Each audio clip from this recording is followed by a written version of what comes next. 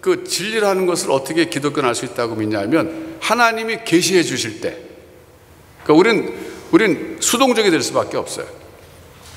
하나님이 적극적으로 능동적으로 자기 자신의 뜻을 보여주실 때, 즉 계시하실 때 진리를 알 수 있어요. 하나님 뜻을 알 수 있어요. 이거고, 이제 상대적으로 불교 같은 경우는 자기가 사색을 통해서 깊은 그 명상이죠, 메디테이션 통해서 스스로 깨닫는 것, 이 사색을 통해서 진리를 인식할 수 있다, 이렇게 말해요.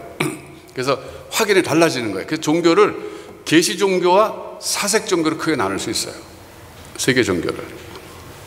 그런데 기독교는 그럼 사색 안 하느냐? 아니요. 시편에 보면은 주야로 율법을 묵상하나이다 그랬잖아요. 이게 사색이에요.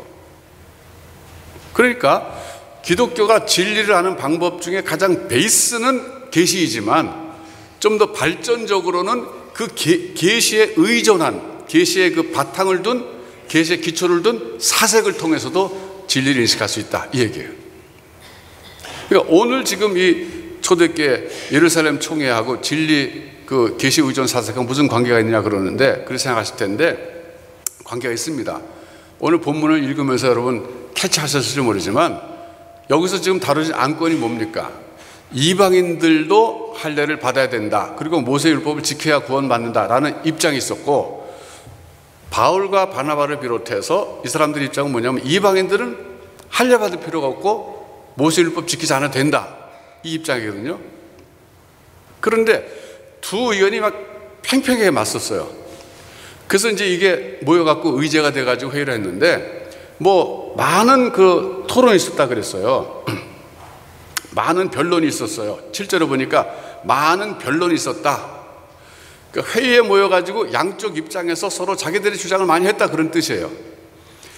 그랬는데 여기서 여러분 관전 포인트가 있습니다. 예루살렘 총회 관전 포인트가 뭐냐면 하나님의 개입이 있냐 없냐, 그거예요.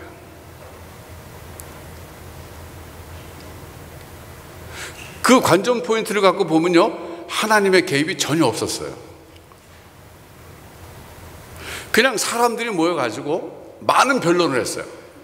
우리가 옳다, 니네가 틀렸다, 아니야 니네가 틀렸다, 우리가 옳다, 그러면서 했는데 결론적으로 어떻게 됐냐면 베드로가 일어나서 참고 발언했어요. 7절부터 쭉 얘기하면 뭐냐면, 지금 여기서 베드로가 한 얘기 하면 뭐냐면요, 고넬료 집에서 있었던 그 사건을 예를 든 거예요. 여러분, 고넬료 집에 사도 베드로께서 가셔가지고 한 게 뭡니까? 이방인들에게 그냥 복음을 전했어요. 그런데 복음을 전하는 순간에 성령께서 오순절날 강림하신 것처럼 강림하셔가지고 그들이 방언하고 막 하나님 찬양했거든요. 그래서 그때 세례를 주고 왔다 그랬어요. 그 케이스 얘기하는 거예요. 지금 8절에 또 마음을 아시는 하나님이 우리에게와 같이 그들에게도 성령을 주어 증언하셨다, 이게 바로 그 얘기하거든요. 고넬료 집의 그 사건 얘기하는 거예요.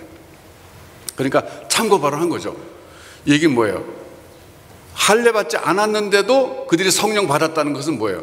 할례 받지 않아도 된다, 이거죠. 그렇게 쭉 얘기했습니다. 그랬더니 이제 야고보가 얘기하는, 야고보, 이때 야고보는 누구냐면요, 예수님의 동생이에요. 어떤 분들은 이 야고보를 예수님의 12사도 가운데 한 명으로 착각하시는데 이름이 동명이인입니다. 아닙니다. 이건 예수님의 육신의 동생이에요. 육신의 동생 야고보가 이때쯤에는 벌써 예루살렘 총회에서 의장 역할을 하고 있어요. 의장. 결론 내리고 있어요, 나중에 보면. 근데 야고보는 무조건 결론 내리는 게 아니라 구약 성경을 인용합니다. 이게 중요한 거예요. 구약 성경에서 선지자들이 말하기를, 그래서 15절부터 쭉 말하면서 결국 하나님이 구약의 선지자를 통해서 이방인들이 언젠가는 주께 돌아올 것을 이미 예언했다, 이거예요. 그러면서 결론 얘기하는 게 뭐냐면 19절에 이렇게 얘기합니다. 그러므로 내 의견에는, 이게 참 중요한 거예요. In my opinion, 그런 거예요. In my opinion. 자기 오피니언이라고 그랬어요. 오피니언. 뭐 다른 성경에는 뭐 저지먼트라고 번역했습니다. 어쨌든 in my opinion, 내 생각에는, 내 의견은, 여기서 말이죠, 야고보가 결론 내리는 거죠. 그런데 뭐라고 했냐면은 하나님이 말씀하시기를, 혹은 하나님의 뜻은, 그게 아니라 in my opinion, 내 생각에는, 그걸 결론 내렸어요. 이게 중요한 관전 포인트 중에 또 하나예요. 그 결론 내리기를 이방인들은 할례 안 받아도 된다, 결론 내렸어요. 우상의 더러운 것과 음행과 목매어 죽인 것과 피를 멀리 하는 것만 하면 된다 라고 결론 내리고 땅땅땅 끝냈어요. 자, 여러분 어떻게 생각하세요? 이때 만일에 할례 받는 거로 결정이 됐다면 정말 복음 전파에 장애가 됐을 거예요. 그러니까 복음이 전파돼서 가는 과정에서 아니 남자들은 할례를 받아야 되는데 그럼 이게 얼마나 낯선 문화입니까? 그것 때문에 거절해서 복음이 전파되는데 굉장히 장애가 됐을 거예요. 저는 남의 집 얘기지만은 이슬람교가 전파되는데 참 장애가 되는 것 중에 하나가 하루에 5번씩 시간 되면 길 가다가도 양탄자 깔아놓고 기도하는 것, 그 형식이 굉장히 장애가 된다고 생각해요. 생각해 보세요. 사우디아라비아라는데 중동 지방은 사막이고 벌판이니까 뭐 양치다가 혹은 어디 뭐 대상으로 가다가 그냥 시간 되면 그냥 착 모래사에 펼쳐놓고 그냥 이렇게 메카를 향해서 기도하는 거 쉽잖아요. 근데 지금 서울 한복판에서 종로 걸어가고 있다가 시간 됐는데 그럼 양탄자 꺼내놓고 착 피고 이거 하려면 얼마나 쑥스럽고 이상해요. 그러니까 사실은 그런 그 형식이라고 하는 것이 때로 중요하지만 형식이라고 하는 것이 복음을 전할 때 할례라고 하는 것이 형식인데 그게 언약의 상징이지 언약은 아니잖아요. 언약 받은 표식이지, 그게 상징이지. 근데 그걸 강조하면 이게 형식을 강조하다가 본질을 놓치게 돼버리는 거예요. 그러니까 이때 총회를 통해서 할례 받지 않아도 된다고 결정된 것이 세계를 복음하는데 엄청나게 중요한 결정이 됐던 거예요. 그런데 그런 결정을 내리는 그 회의에 하나님의 직접적인 개입이 없었다는 것이 신기하지 않아요? 이상한 거예요.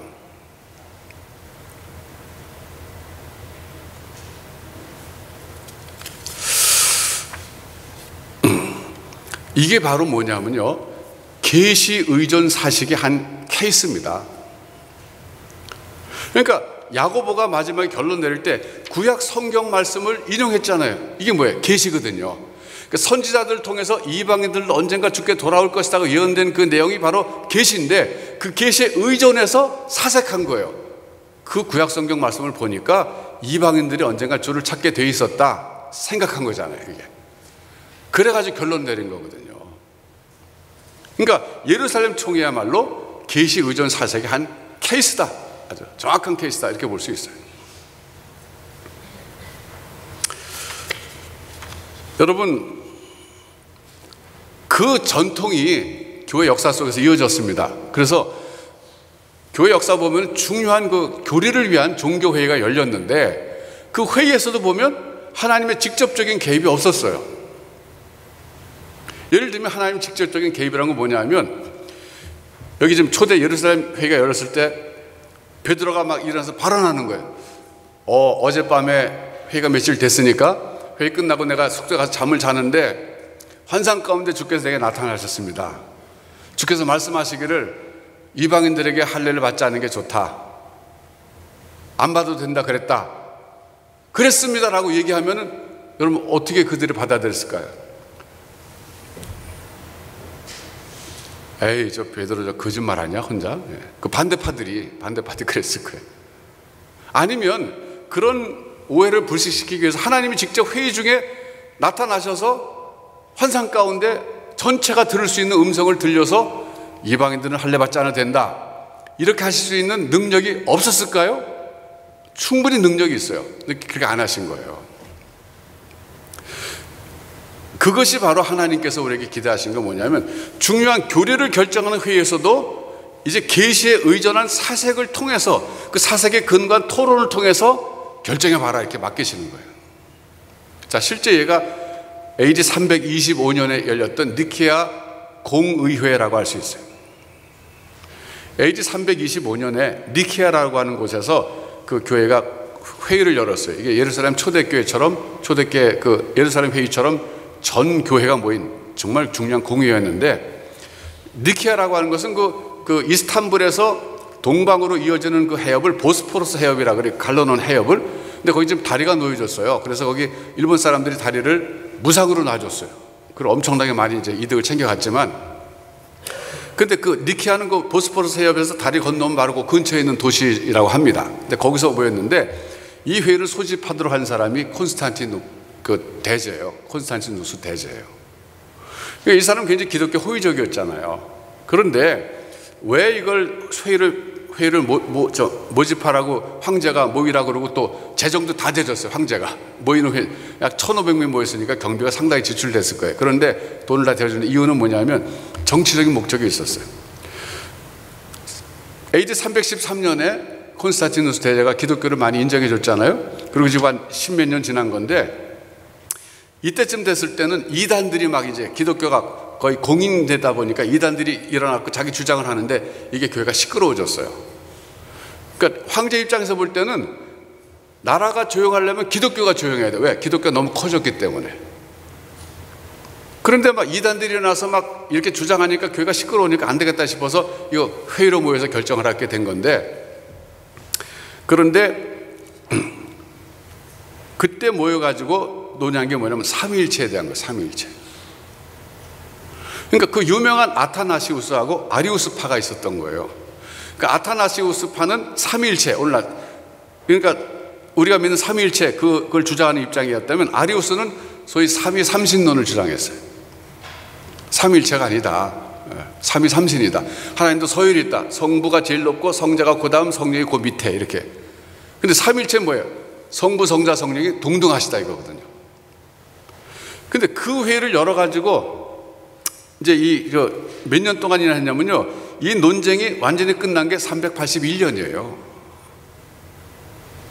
그러니까 325년에 시작된 이 논쟁이 종지부를 정확하게 찍은 것이 381년입니다. 이때 381년에 콘스탄티노플 공의회가 열려가지고 아타나시우스의 신조를 받아들였어요. 그걸 일단락 지었어요. 근데 이때도 보면 하나님 직접 나타나셔갖고 이래저래 안 하셨어요. 그리고 그 사건으로 회의로 끝난 게 아니라 그 다음에 문제된 게 뭐냐면 기독론이 문제가 됐어요. 기독론의 그 양성 이론이 문제가 됐어요. 그러니까 신성과 인성이 어떻게 조화가 되느냐. 보통 이제 힐랍 신화에 나오는 신들은 반신 반인입니다. 그러니까 50%가 신이고 50%가 인간이에요. 그러면 성육신 하신 하나님 예수 그리스도도 50%는 하나님이고 50%는 인간이냐, 이런 문제가 대두됐을 때 이거 가지고 또 왈가왈부하고 해가지고 결론 내린 게 언제냐면요, 451년에 결론 내렸어요. 그러니까 451년에 칼케돈 회의에서, 니케아 근처에 칼케돈에서 모였기 때문에 칼케돈 공의회라 그러는데, 이때 한 600명의 교회 감독들이 모여가지고 결론 내리기를 그리스도는 완전한 하나님이시고 완전한 인간이다. 즉 100% 하나님 100% 인간, 이렇게 결론 내렸어요. 지금까지 우리가 받아들이는 교리 입장이 그거예요.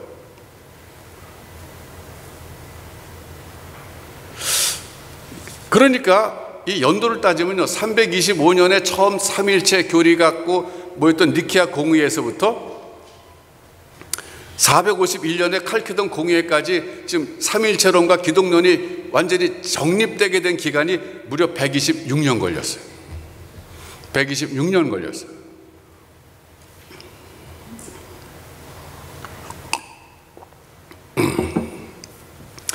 여러분, 기독교는요 역사성 있는 종교예요. 이게 굉장히 중요한 거예요.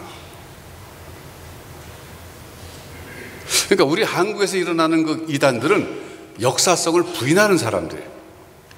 내가 지리산에서 기도하다 하나님의 계시를 받았다. 그러면 지금까지 기독교에서 이렇게 몇백 년 동안 2000년 동안 내려왔던 모든 종교회의도 좀 무시하고 내가 계시 받았다, 이게 최고예요. 그럼 그런데 현혹되는 사람들은 제가 볼 때 공부가 부족해서 현혹되는 거예요. 세계 교회사를 공부만 제대로 하고 교리사를 조금만 알아도 그런 넘어가지 않습니다. 여러분, 기독교 그렇게 가벼운 종교가 아닙니다.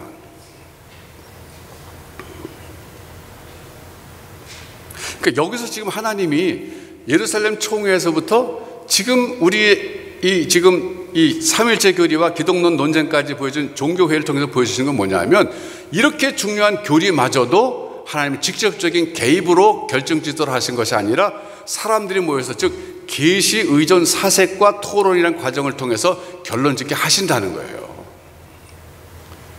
이게 중요한 포인트입니다. 자, 저는 이걸 우리가 어떻게 적용해야 된다고 생각하냐면, 우리 교회가 지금 건축 과정에 있잖아요. 그래서 건축위원회가 구성됐어요. 건축위원회가 모여가지고 정말 회의를 많이 합니다. 여기도 막 갑론을박하고 그래요. 또 요즘에는 이제 장로님들까지 당회까지 연석회의로 모일 때가 있어요. 건축위원회 플러스 당회, 그래서 연석회의로 해가지고 중요한 결정을 많이 하는데, 저는 이 결정 과정의 이 회의라는 걸 통해서 우리 하나님의 뜻을 분별해야 된다고 생각해요. 이런 경우에. 근데 만일에 이렇게 하면 어떻게 했어요? 건축위원회하고 당회가 연석회의로 모여가지고 열심히 한 뭐 2번, 3번에 걸쳐서 회의를 해서 결론을 내렸어요.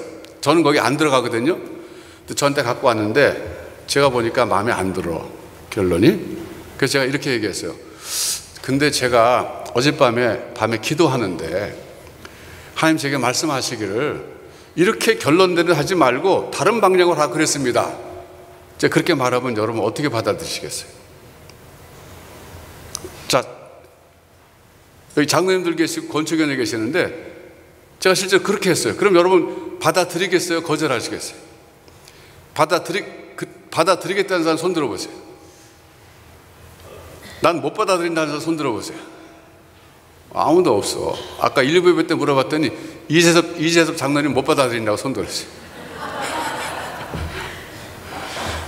여러분이 웃지만 어떤 교회들과 어떤 기독교 한쪽에서 이런 일이 일어나고 있어요. 저는 못 받아들이는 게 정당한 거라고 생각해요. 받아들이면 안 됩니다, 그거는. 근데 말이죠, 어떤 교회 그렇게 하는 교회에 있어요, 목회를. 그 진짜 그 목회는 재미있을 것 같아요, 제 생각에. 소위 거룩한 독재가 가능한 거예요. 그렇잖아요. 아니 내가 하나님께 음성 들었다는데 어젯밤에 들은 목사가 그거 안 들으면 하나님을 거역하는 건데, 실제로 그렇게 목회하는 사람도 있어요. 그 사람 세상 편해요. 반대자가 없어. 그냥 마음대로 하고 싶은 대로 해요. 내가 기도해 봤더니 이렇게 끝나는 거야 이제. 심지어 어떤 청년이, 목사님 제가 어떤 자매를 만났는데 지금 결혼할까 말까 하는데, 아 그래 내가 기도 좀 해볼 테니까 며칠 있다가 와봐, 그러는 거예요. 기도하는 거예요. 며칠 왔어요. 내가 기도해 보니까 아니야. 그러면요 무서워서 못해요. 괜히 아니라 그러니까 해야 되나 말라. 실제로 그렇게 하면은 정말 목회가 얼마나 편하겠어요. 우리 건축하는데 말이죠, 제가 어느 날 이런 식으로 어느 A라는 집사 부르는, 집사 잠깐 이리 와봐. 내가 어젯밤에 기도하는데 주님이 내게 말씀하시기를 당신이 교회 한 10억 헌금하라 그랬어. 건축 헌금. 내 뜻이 아니야 이거는. 분명히 내가 들었어. 어떻게 할래? 그러면요 그때부터 고민하는 거예요. 이거 해야 돼 말아야 돼. 그렇게 해서 교회를 목회하는 사람들이 있는데 이단들이 특별히 많은 거예요. 여러분들 지금 다 웃지만 그 속에 들어가면요 빠져들어가요. 분별력을 잃어버려가지고. 절대 그런데 미혹되지 마세요. 여러분은 보통 신통한 목사 그러면 어떤 사람 생각합니까? 늘 그렇게 하나님의 음성 듣는 사람이에요. 이 신통이라는 말 자체가 신과 통한다 그거예요. 참 신통하네. 이게. 그러니까 우리는 샤머니즘에서 자라는 사람들이에요. 그러니까 샤머니즘은 뭐가 특징이냐면요, 사색이 필요 없는 종교야. 그건 계시만 있으면 되는 종교야. 계시 의존 사색인데 사색에 빠졌어요. 그러니까 무당이 누굽니까? 신과 인간 사이의 중매자거든요. 중간 역할인데 이 사람만 신과 대화할 수 있지 보통 우리는 못하는 거예요. 이 사람 아주 특권이 있는 사람이에요. 그러니까 이 사람이 전해주는 것이 신의 뜻이에요. 신탁이죠. 그러니까 그러면 나는 들은 그대로 해야 돼. 사색할 필요가 없어요. 그냥 그대로 행동하는 거예요. 이게 샤머니즘이에요. 근데 우리는 알게 모르게 그런 문화에서 자라났어요. 그래가지고 기독교 안에서도 신통한 목사, 신통한 성도 그러면 늘 하나님 음성 듣고 그 즉시 말하는 사람, 이렇게 생각해요. 이건 샤머니즘 종교예요. 아니, 기독교 아닙니다. 그거. 기독교는 계시 의존 사색이 있어야 돼요. 사색. 여러분, 이태원 목사님이 신령하세요, 안 신령하세요? 구약 학자로서 그 히브리어 맨날 이거 뭐 단어 따지고 뭐 분석하고 뭐 이러고 막 이렇게 해서 이게 계시를 파고 들어가는 거거든요. 근데 이태호 목사님이 뭐 어느 날 내가 기도해 보니까 뭐 하나님 음성 들으셨다 이런 얘기 해요? 절대 안 하거든요. 그러니까 우리 잘못된 고정관념이 뭐냐면 기독교 안에도 신통하다, 신령하다, 신령하다라고 하는 것은 하나님께 직접 계시를 받는 사람을 신령하다고 생각해요. 사기꾼 많습니다.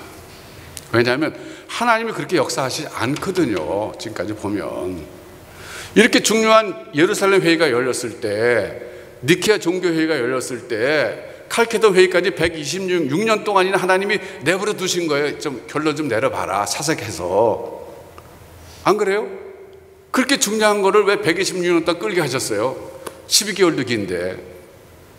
갑론을박하고 사람들이 생각하게 만들고 그러면서 하나님이 그 계시, 말씀에 근거한 것에 비춰서 아, 예수님이 어떤 분이냐, 100% 하나님이고 사람이다 하는 걸 결론 내리는데 몇십 년 걸리게 하신 거예요. 이게 중요한 거예요, 여러분. 예.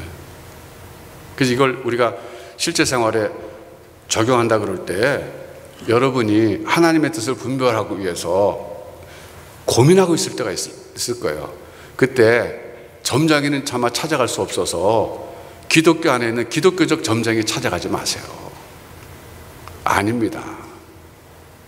그러니까 로마서 12장 2절 말씀 다시 생각해 보세요. 하나님의 기뻐하시고 온전하시고 하나님 선하신 뜻이 무엇인지 분별하도록 하라 그랬거든요.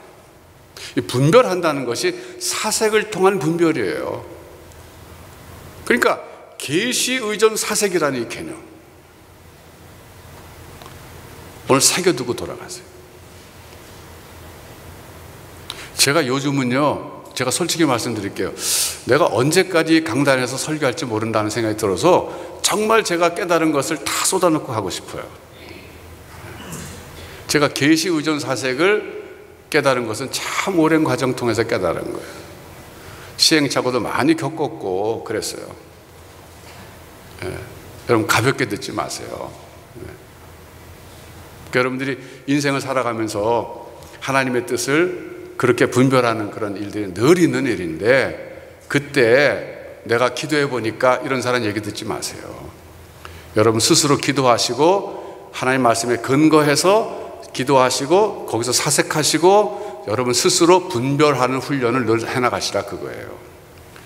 물론 영적인 선배의 영적인 어드바이스는 중요해요. 그걸 참고할 뿐이에요. 거기에 근거해서 여러분 행동하면 여러분 책임 면피하려는 것밖에 안 됩니다. 결론은 내가 내려야 되는 거예요. 저는 우리 한국계 성도들이 너무 샤머니즘 문화에 익숙해져 있기 때문에 기독교적인 신앙을 제대로 경험하지 못한다고 생각해요. 여러분 의식에 잘못된 부분들 많이 뽑아버려야 돼요.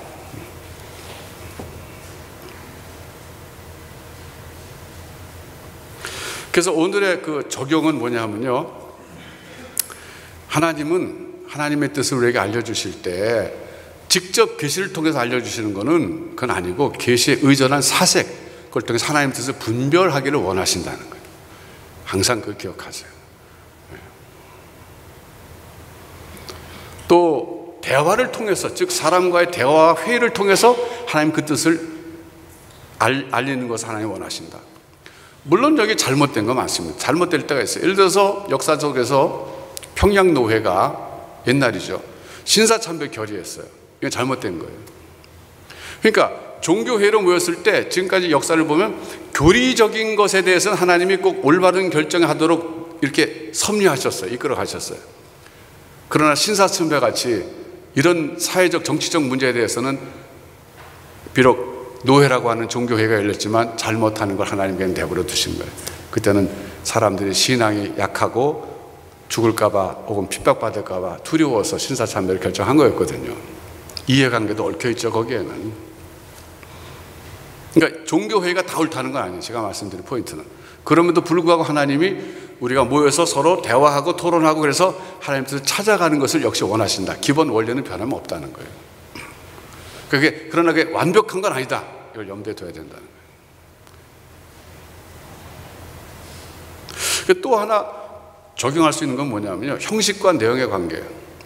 즉 할례 받을 필요 없다라고 결론 내렸는데 이것이 굉장히 중요한 결정이 됐잖아요. 여러분 오늘 삶의 문제 가운데, 여러분이 갖고 있는 문제 가운데 내가 이 문제가 너무 형식에 치우쳐서 이렇게 된 거 아닐까? 이걸 한번 생각해 보시라는 거예요. 근데 어려서는 적어도 그 청소년기 이전까지는 형식을 가르쳐 줘야 돼요. 예를 들면 교회 생활 같은 것도 말이죠. 3살 버릇이 80까지 간다는 건 뭐냐면 3살에 형성된 형식이 끝까지 그 사람은 좌지우지한다, 그런 뜻이거든요. 그러니까 어려서는 how to를 가르쳐 줘야 돼요. 어떻게를 가르쳐 주면 돼요.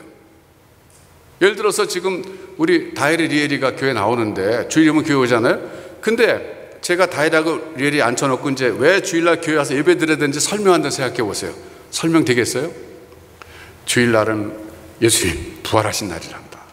부활이 뭐냐면 육체적으로 살아나시거란다. 이러면 리엘이가 뭐라 그러겠어요? 이렇게 쳐다보고. 그럴 필요 없이 걔네는 주일날 되면 우리 교회를 데리고 나오면 되는 거예요. 몸에 배게. 근데 언제쯤 되면 얘네들이 안 나올 것 같아요? 사춘기쯤 되면 안 나오려고 그래요.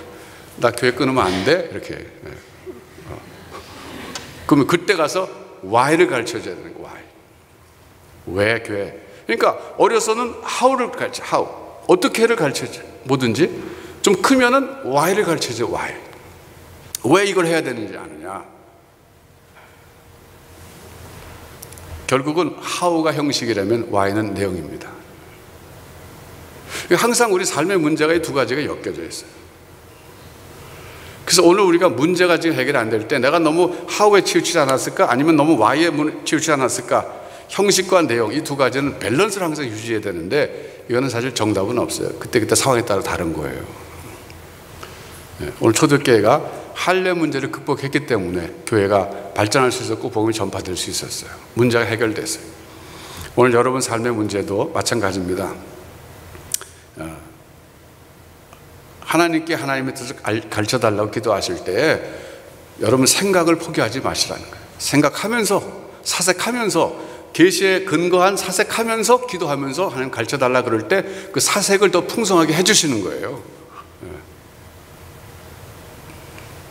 그런가 하면 형식과 내용, 여러분의 삶의 문제, 현재 문제의 본질적인 그 요인이 아니었는가 생각해 보시고 삶에 적용하셔서 하나님의 은혜가 넘치는 그런 삶을 사시기를 주님의 이름으로 축원합니다.